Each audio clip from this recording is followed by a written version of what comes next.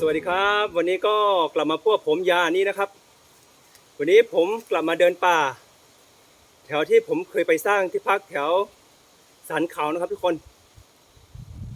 วันนี้ผมจะกลับไปพักตรงนั้นนะครับแล้วก็ผมจะ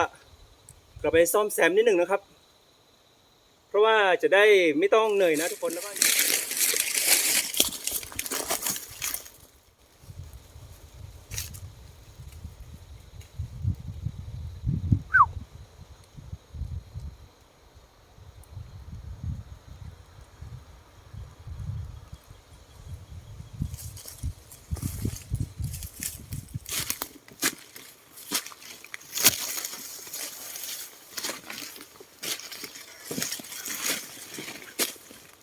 ตอนนี้ผมก็มาเจอ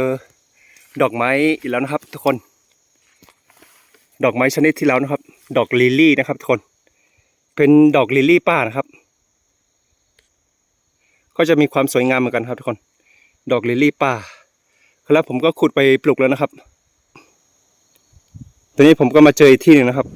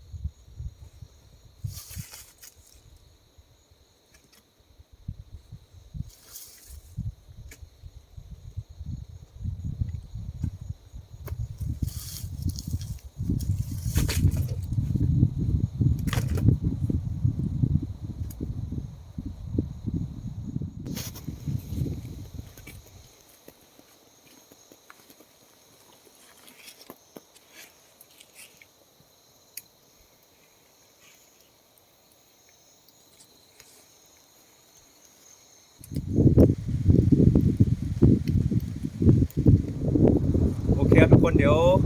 ผมจะพาทุกคนเดินดูป่าแถวนี้นะครับว่ามีความเป็นยังไงนะครับคือตรงนี้มันจะมีลมแรงนะทุกคนเดี๋ยวผมจะเดินไปสันเขาไกลๆนู้นนะครับเดี๋ยวลองไปดูว่าบรรยากาศเป็นยังไงนะครับเดี๋ยวพาทุกคนไปเลยนะครับ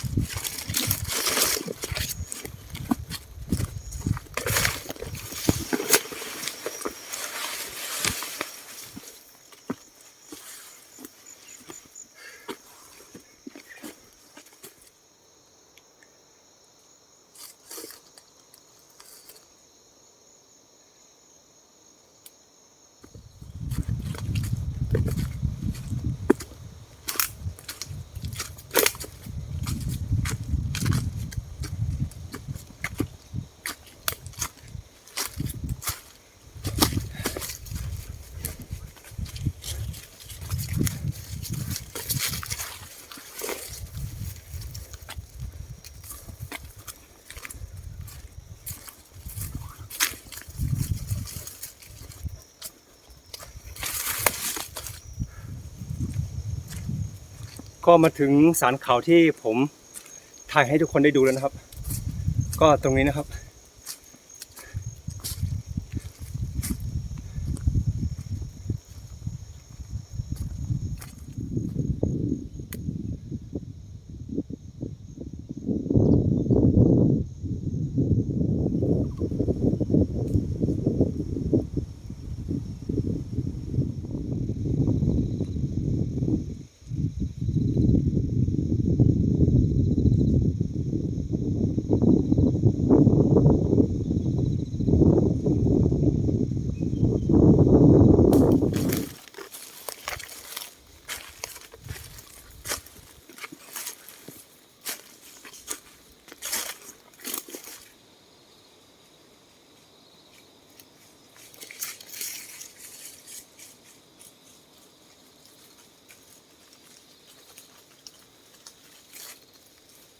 จุดที่ผมมานะครับมันก็จะมีสัตว์ก็จะมีเก้งนะครับหมูป่าประมาณนี้นะครับส่วนชนิดอื่นนี่ผมไม่แน่ใจมันยังจะหลงเหลืออยู่หรือเปล่านะครับแต่ตรงนี้มันจะมีเด่นชัดเลยก็คือเก้งนะครับเก้งนี้มันจะมีรอยเท้าเยอะอยู่ครับ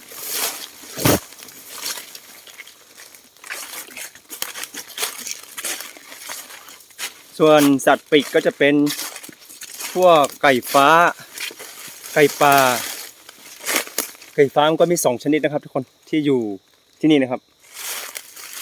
ที่ผมเคยเจอก็มีไก่ฟ้าพญาลอนะครับ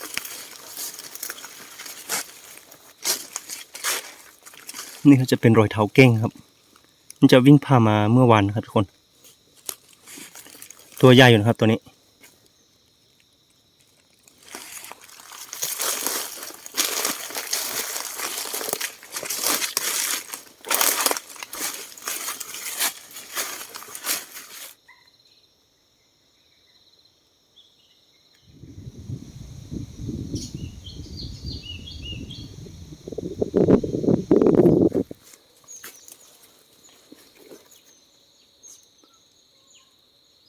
อันนี้ครับจะเป็น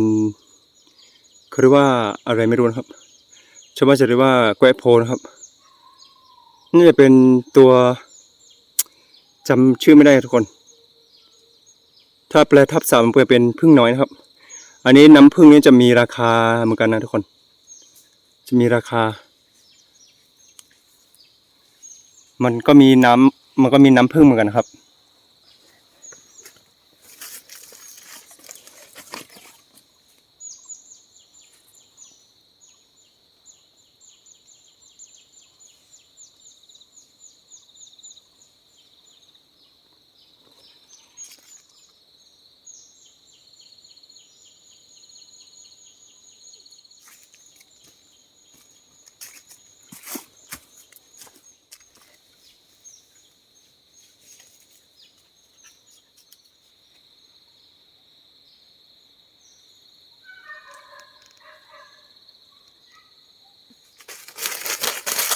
ไหนมา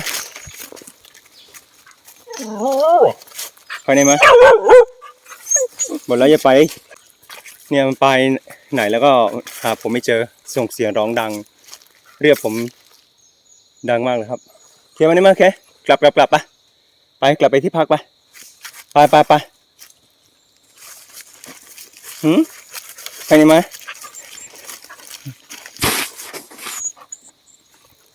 ไปกลับเลยไป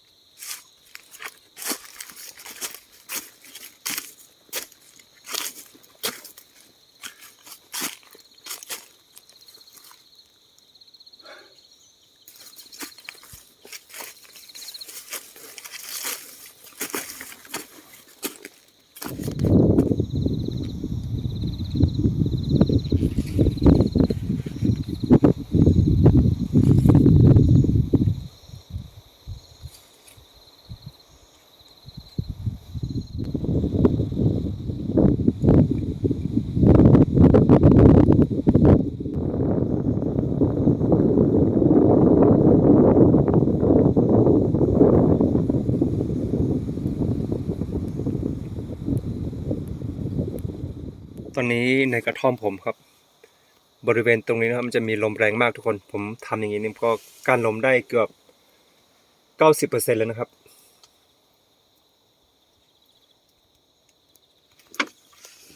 ส่วนฝั่งนี้ผมก็จะใช้ผ้าใบอีกพื้นนะครับมาคลุมไว้อย่างนี้นะครับเพื่อกันลมดูนะครับลมก็แรงนะฟังจากเสียงต้นสนนะครับมันจะมีเสียง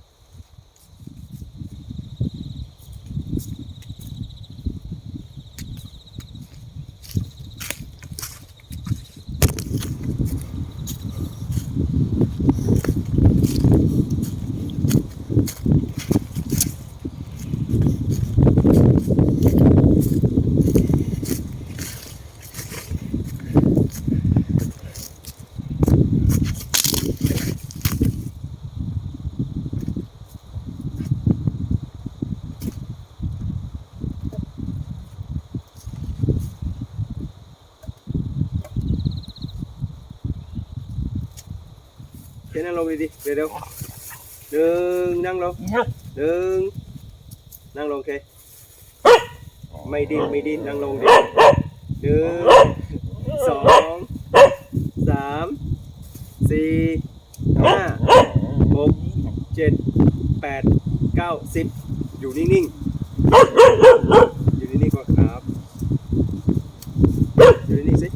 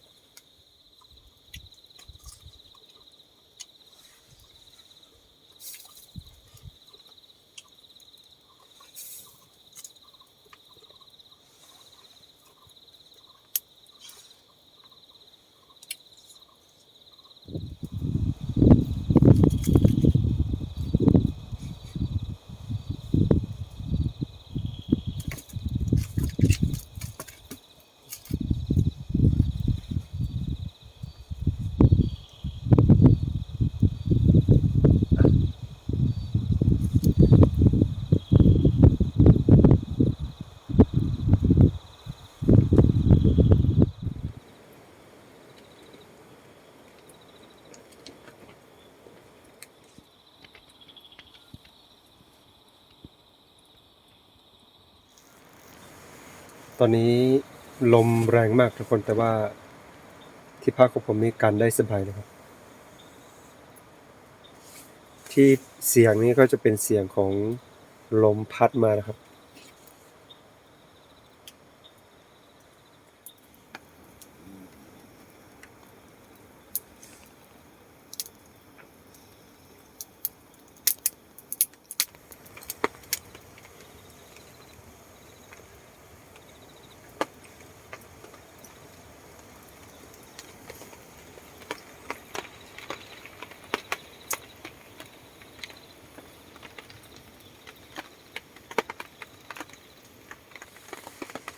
ตอนนี้ฝนตกแล้วก็มีลมมาด้วยนะครับก็ตอนนี้3 ทุ่มกว่าแล้วนะครับแต่ที่พักผมนี้ปลอดภัยครับไม่มีปัญหาทั้งลมไม่ว่าลมจะแรงแค่ไหนนะครับหรือว่าฝนตกลงมานะครับก็ได้ผ้าใบจาก FC ส่งมาให้นะครับก็กันฝนได้ 100% นะทุกคนนอนสบายโดยที่ไม่ต้องกังวลเลยครับแล้วก็การก่อไฟของผมนี่ก็ไฟก็ยังลุกอยู่แล้วตอนนี้ทุกคนฟืนก็เหลือเฟือนะครับ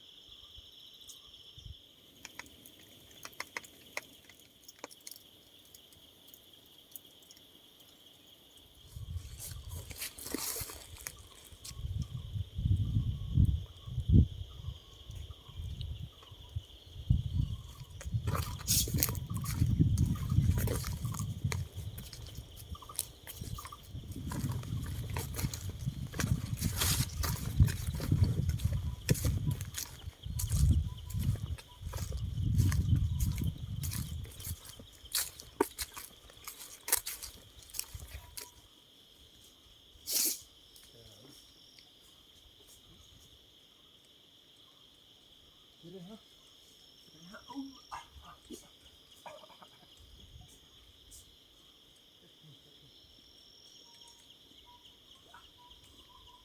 นั่งลงไปปะนั่งลงไปอย่าอย่าเจ้าทีนี่เขามันดูเขามันซิเขามันซิ